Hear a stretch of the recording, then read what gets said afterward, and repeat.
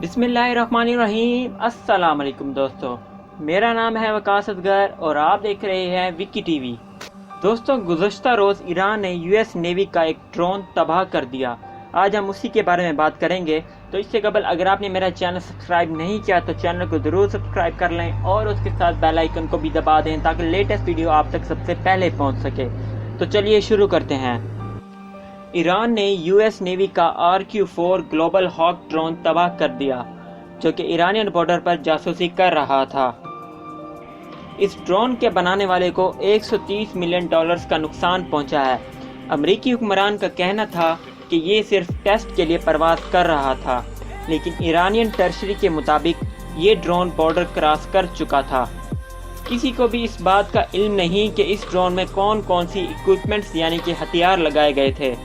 अगरचे कुछ special reports के मुताबिक इसमें स्कैनर्स और सेंसर लगे हुए थे जिनकी कुल कीमत $220 मिलियन है। और रिपोर्ट्स में ये भी लिखा गया था कि इस ड्रोन में थर्मल इमेजिंग इंफ्रारेड स्कैनर्स लगे हुए थे जो कि इस ड्रोन को इस काबिल बनाते थे कि वो आसानी से ज़मीन पर मौजूद किसी भी चीज़ को तबाह कर सकता था। ये ड्रोन 60,000 फीट की ऊंचाई पर परवास कर सकता है और ये ज़्यादा से ज़्यादा 34 घंटे तक मुसलसल परवास कर सकता है। इसी वजह से ईरानियन आर्मी ने इस ड्रोन को तबाह कर दिया और डोनाल्ड ट्रंप का ये भी कहना था कि ईरान को इसकी कीमत चुकानी पड़ेगी।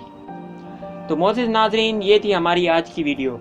हमारी ये वीडियो पसंद आने की सूरत में वीडियो को लाइक करें, कोई सवाल हो तो कमेंट करें और अपने प्यारे दोस्तों के साथ शेयर भी करें। और हमारी नेक्स्ट वीडियो आने तक अपना और अपने प्यारे दोस्तों का ख्याल रखें। तब तक के लिए हमें इजाज़त दीजिए। अल्लाह हाफिज़।